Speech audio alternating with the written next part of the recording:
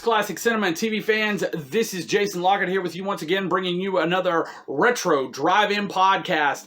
And for this month of October, it is Halloween month. Ooh, it's one of my favorite times of the year. I love the spookiness. I love all the goodies and all the craziness and all the ghosts and all that type of stuff. I love Halloween time because I love classic horror films, and so to me, this is one of my favorite times of the year. I start in September and I start watching all kinds of horror films because I just love it.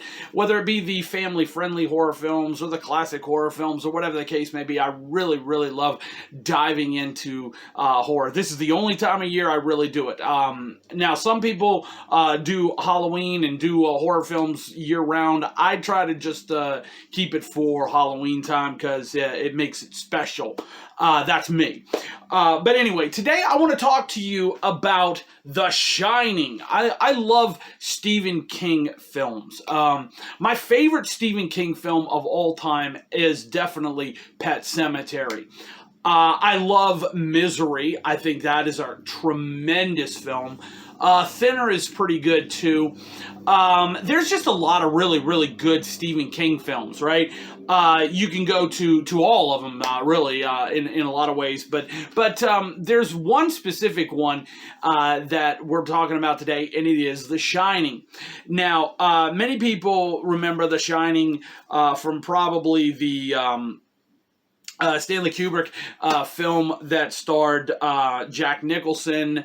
And this one right here, it is in this Blu-ray set here, King, right here, King of Horror Collection. It's a 4 movie, if you will, set, although these are not really movies. 2 of them are movies, the other 2 are miniseries. You get The Shining, Cat's Eye, the miniseries It, which is, in my opinion, so much superior to the newer one, but that's me. And then, of course, Salem's Lot. That's going to be up for debate. Some people will love that. And that's what I love about movies and all, is that something that you love, I may not love. And something that I love, you may not. You know, that's what makes movies so cool. It's something for everyone. To me, I like the classical take of it. I just think it's creepy. I really do. I think it's really, really creepy, and I just like it a whole lot more than the newer It, but that's me. But we're not here to talk about It. We're here to talk about The Shining. Okay, so The Shining is based on a Stephen King novel, a big Stephen King novel, of course. And Stanley Kubrick's version found on this Blu-ray here. If you're watching the video, if you're listening to the audio, you can't see that. But anyway, The Shining is basically about a guy and his wife and his son that go to be caretakers of the Overlook Hotel during the winter season, and how he slowly goes insane and just goes crazy and all. It is a really, really interesting film. Stanley Kubrick's version bears little resemblance to the actual novel. Even Stephen King himself said that he was not a fan of Stanley Kubrick's version. Oh, that's bad. Now, a lot of people love it. A lot of people think it is just terrifying. I will say Shelley Duvall is really, really good in The Shining.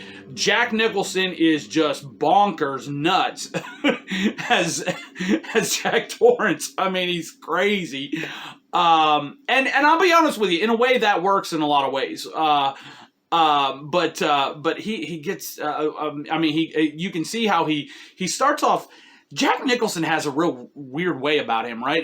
I mean, even when he's playing sane, he has that little thing that's a little tick off. You know what I mean? He really still looks a little tick off when he's even at the beginning of the film. He just kind of, when he's talking, he just talks so strange, and he's just like, you know, like something's not quite right, you know?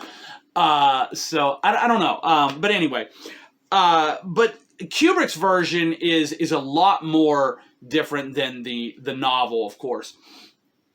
Kubrick took and it changed a lot, and there's a lot of articles up, and we're not going to go through everything because you can see that for yourself. There's no point in me trying to go through and do all that and say, oh, here's all the differences when you probably read them or you probably already know it, so there's no point in going through all of it.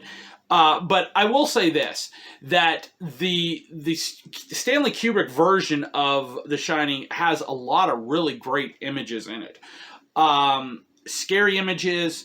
It is shot in such a way that it's really terrifying in a lot of ways. The long hallway scenes and that the endless thing where Danny Torrance keeps running, going around and around and around and around and around, just keeping riding that big wheel and just keeps going.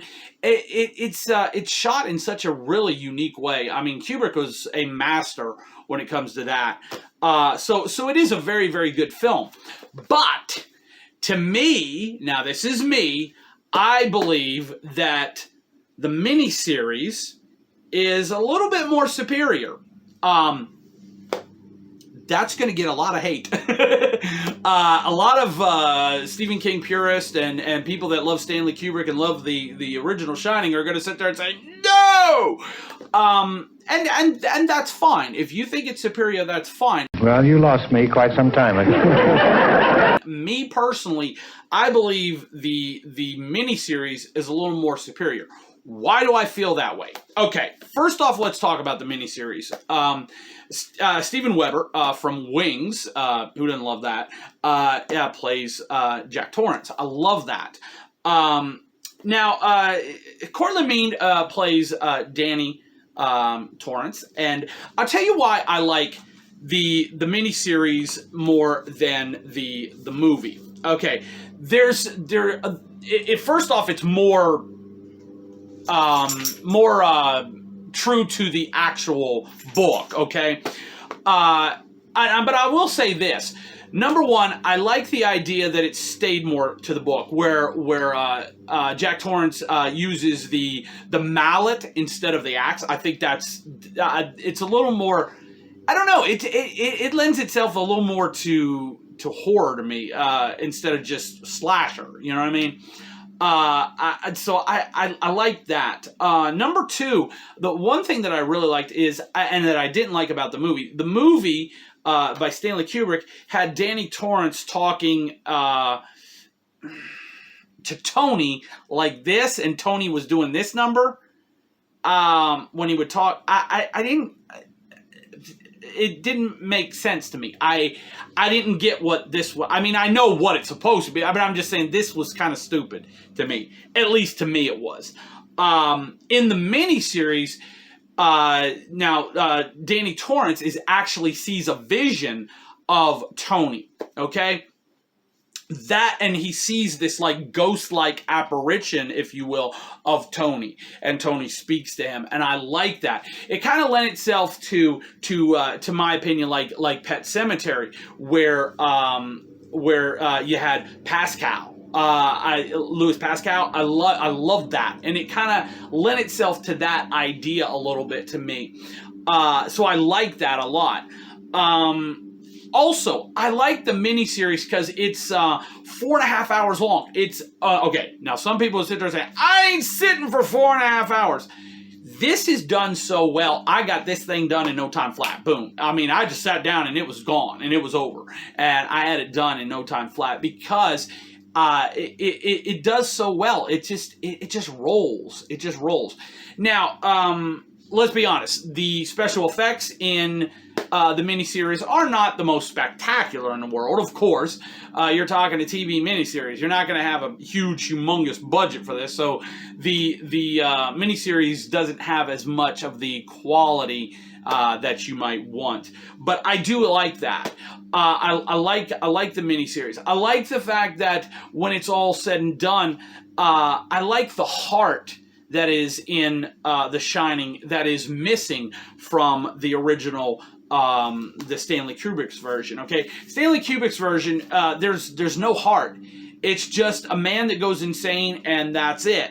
Where the miniseries has more of the heart at the end, where Jack Torrance wants to save his family, but he's conflicted by the ghosts that inhabit the Overlook Hotel, and I love that. I even found myself shedding a little tear at the end of the film when there's that thing as Danny is graduating with honors and all this, and he sees a vision of his dad, and his dad says he's proud of him and all that. I thought that was just perfect. It actually had me shed a little tear that I had to wipe away. It was really cool. I enjoy that. I enjoy the happy ending than the just everybody dies at the end.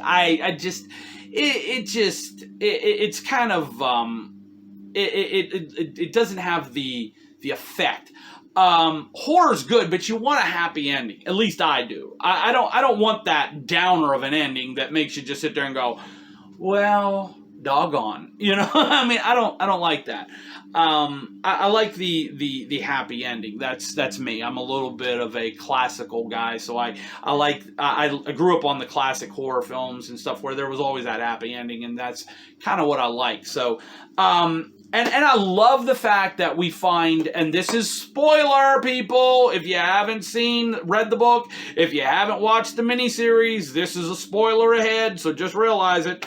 But in the miniseries, I love the fact that it brought forth the fact that Tony, that Danny Torrance is seeing and is hearing from, is actually Danny from the future. I love that. Actually, the Danny, or the Tony that we see in the miniseries here talking to Danny, actually becomes Danny at the end of the film, which is just perfect. I like it. One final thing that I would like to say is I think it's terrible that that the companies do this. See, you get Salem's Lot, It, and The Shining. And to get the miniseries, you got to rebuy It and the Salem's Lot. Why couldn't they just make this? I don't know. But anyway, I guess it's that you got a backup. We got backups. But anyway. Okay, so that's why I love the miniseries so much more than I love the whole classic Stanley Kubrick's version. I just think it's a more superior version. That's me. Now, I don't know how you feel, but that's how I feel. So, let us know what you feel about the Shining. What do you think, the book is the most superior, or Kubrick's version, or do you like the miniseries? Which do you like? Let us know in the comments. We'd love to hear from you. We would also want to remind you to go to Classic Cinema Plus every single day. We have tons and tons of articles up there, and Blu-ray and DVD reviews, and videos and podcasts, all archived up there, and you'll be there for days and days and days and days. So definitely go there. We would definitely appreciate it. Be sure to like, share, and subscribe. It helps out so much, and I thank you so much for watching this podcast or listening to the audio version, whichever you did. We appreciate it. And until we see you next time with another Retro Drive-In podcast, this is Jason Lockard reminding you that if you want to see a great film, check out a classic, and we will see you next time. Have a spooky Halloween. We'll see you. Bye.